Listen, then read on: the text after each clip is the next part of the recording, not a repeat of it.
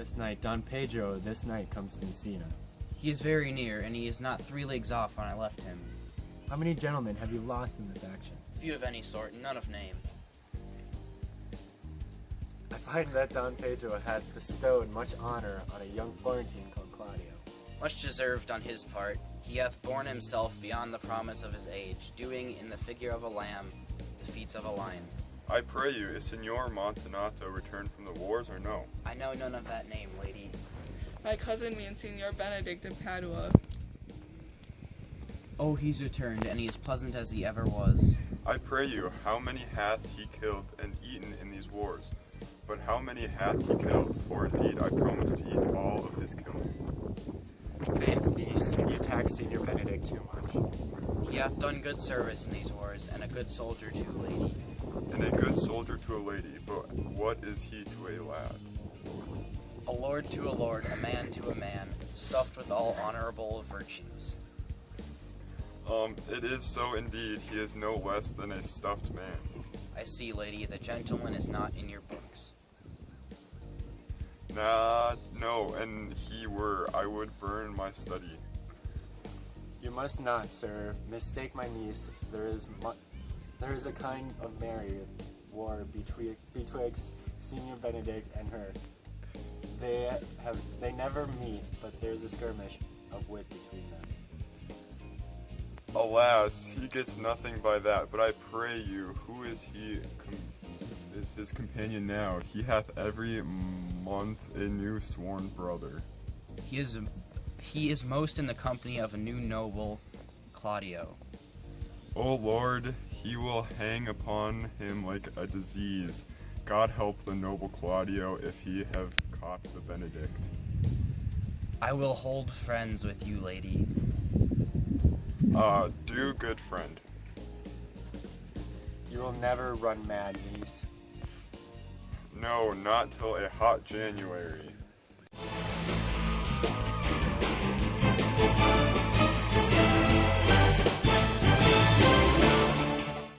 Good Signor Leonardo, you are come to meet your trouble. The fashion of the world is to avoid cost, and you encounter. Never came trouble to my house in the likeness of your grace. You embrace your charge willingly. I think this is your daughter. Her mother hath many times told me so. Were you in doubt, sir, that you asked her? Senior Benedict, no, for you were a child. I wonder that you will still be talking, Signor Benedict. Nobody marks you. What, my dear Lady Disdain? Are you yet living? Is it possible Disdain should die while she hath such meat food to fed it as Signor Benedict? Courtesy itself must converge to disdain if you come in her presence. Then is courtesy a turncoat, but it is certain I am loved of all ladies, only you excepted, and I could find in my heart that I had not a hard heart, for truly I love none. A dear happiness to woman, I thank God and my cold blood. I am of your humor for that. I had rather hear my dog bark at a crow than a man swear he loves them. God keep your ladyship still in that mind, so some gentleman or other shall escape a scratched face. Scratching could not make it worse, and nerve such a face as yours. I would my horse had the speed of your tongue, but keep your way. In God's name I have done. You will always end with a jade's trick. I know you of old. Signor Claudio and Signor Benedict, my friend Leonardo hath invited you all. I tell you, we shall stay here at least a month. Let me bid you welcome, my lord. Being received to the prince, your brother, I owe you all duty. I thank you. I am not of many words, but I thank you. Please, your grace let on. Benedict, didst thou note the daughter of Signor Leonardo? I noted her not, but I looked at her. Is she not a modest young lady? Do you question me as an honest man should do, for my simple true judgment? Or would you have me speak after my custom, as being a professed tyrant to their sex? No, I pray thee speak in sober judgment. Methinks she's too low for a high praise, and too little for a great praise. Only this commendation I can afford her, and that she were other than she is, she were unhandsome, and being no other but as she is, I do not like her. Thou thinkest I am in sport. I pray thee tell me truly how thou likest her. Would you buy her that you inquire after? Can the world buy such a jewel? Yea, and a case to put it into. But speak you this with a sad brow? She is the sweetest lady that ever I looked on. I can see yet without spectacles, and I see no such matter.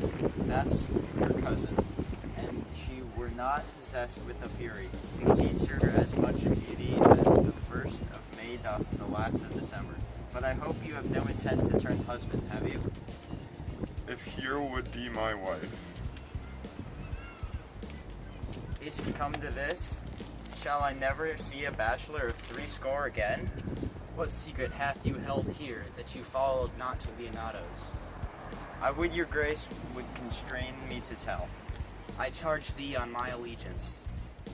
You hear, Count Claudio, I can be secret as a dumb man. I would have you think, but so. But on my allegiance, mark you this, on my allegiance. He is in love. With who? Now that is your grace's part. Mark how short his answer is. With Hero, Leonato's short daughter. Amen. If you love her, for the lady is very well worthy. You speak this to fetch me in, my lord. By my troth, I speak my thought. That I love her, I feel. That she is worthy, I know. That I neither feel how she should be loved, nor know how she should be worthy, is the opinion that fire cannot melt out of me. I will die in it at the stake. Thou waste, ever an obstinate heretic, in the despite of beauty. That a woman conceived me, I thank her. That she brought me up, I likewise give her the most humble thanks. But all women shall pardon me, I will live a bachelor. I shall see thee, ere I die, look pale with love. With anger, with sickness, or with hunger, my lord, but not with love.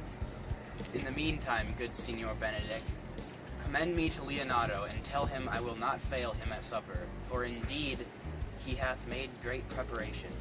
And so I leave you. Hath Leonato any son, my lord? No child but Hero, she's his only here. Dost thou affect her, Claudio? O my lord, when you went onward on this ended action, I looked upon her with a soldier's eye, that liked but had a rougher task in hand, than to drive liking in the name of love. But now I am returned, and that more thoughts have left their places vacant. In their rooms come thronging soft and delicate desires, all prompting me how fair young Hero is. Saying I liked her ere I went on to war. Thou wilt be like a lover presently, and tire the hearer with a book of words. If thou dost love her, fair Hero, he deserves it.